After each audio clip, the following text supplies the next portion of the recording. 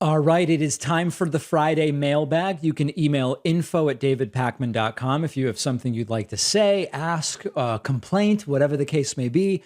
Also, anytime you post on YouTube or reply to us on Twitter or whatever, it might end up featured in the mailbag. You just never know. But let's get into the first one. Colin wrote in with a beautiful anti-Semitic conspiracy theory. Colin wrote in about the Khazar influence in U.S. politics, saying, David, if you really had any intention of being a good American patriot, please check out your relatives' dealings in U.S. politics. Obviously, you won't and dare not. That's Colin. Now, this is something called the Khazar myth. This is an anti-Semitic trope. It has been largely abandoned, although some really hardcore anti-Semites still talk about it. The idea is that Ashkenazi Jews like me, whose lineage goes to Eastern Europe, that our lineage is basically fake, and that I really descended from Khazars, who are a multi-ethnic Turkic peoples, semi-nomadic and blah, blah, blah. Basically, the idea is even the people we claim to be is a lie. This has been extraordinarily widely debunked. It's nonsense. Only the most hardcore anti-Semites still push it.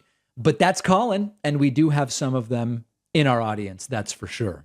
Rob wrote in and says, David, sir, the new haircut looks spectacular. When you go to your stylist, what exactly do you ask for? Love the show. Keep up the good work. That's Rob in Cincinnati. Well, listen, Rob, I've been going to the same hairdresser for over a decade.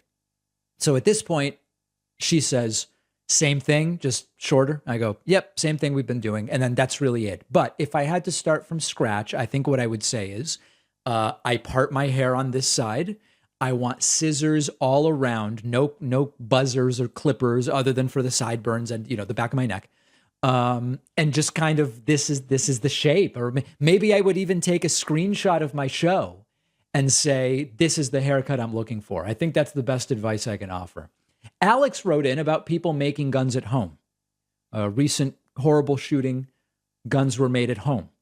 And Alex says, hey, David, I just heard your good point about people making guns at home. However, this got me thinking about how absurd this situation is. For example, terrorists make their bombs at home. So should bombs be legal because we can't stop literally all bomb attacks? Should theft be legal because we can't stop all thieves? Should murder be legal because we can't catch all murderers? Mitigation and deterrent are words that exist. Yeah, on the entire, so after the shooting where I don't even remember which one it was because there's so many. Was it the July 4th one where the guns were made at home? Okay.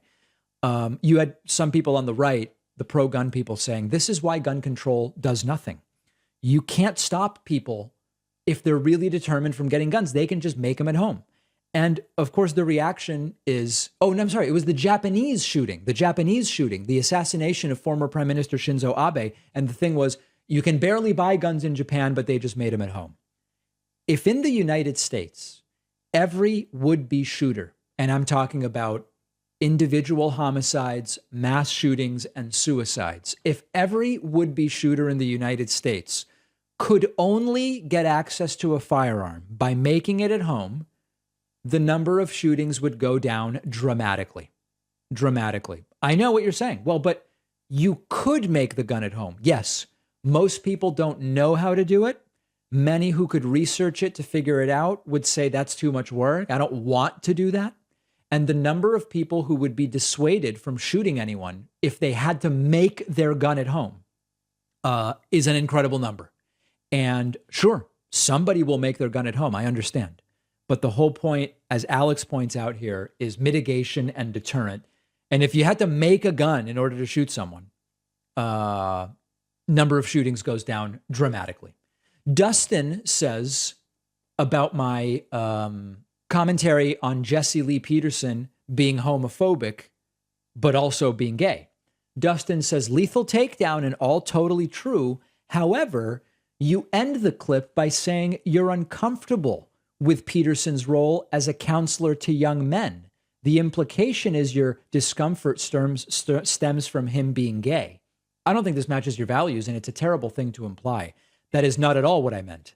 The reason I'm uncomfortable with Jesse Lee Peterson mentoring young men is because he does this thing that many in the religious community do, which is they're not therapists. They're completely unlicensed to be in that role, but they loosely use the term counseling. Sometimes they use coaching. That's what I have a problem with. Not the fact that he's gay.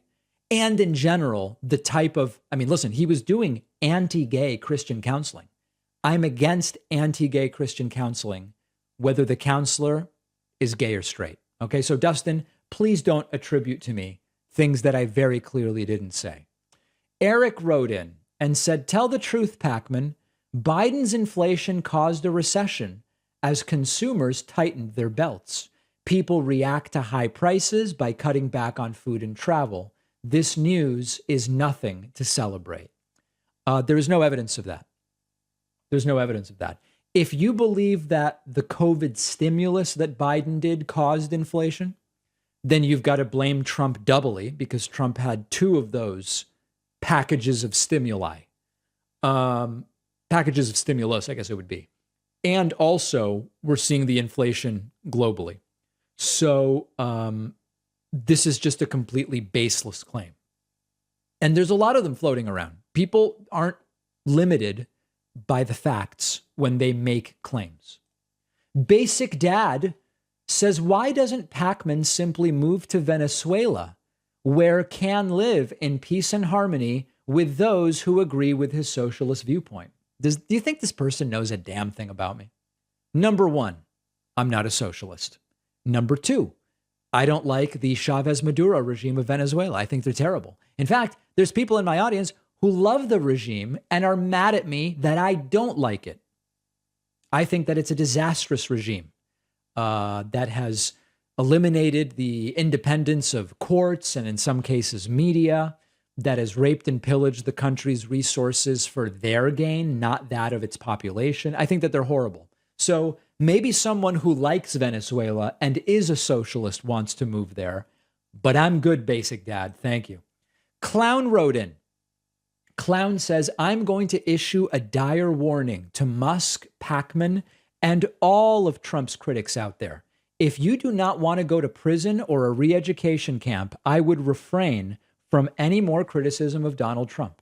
I say this because there's a very good chance that he can become president again. And with the way the country is going, I truly believe Trump is going to be hell-bent on revenge for his enemies.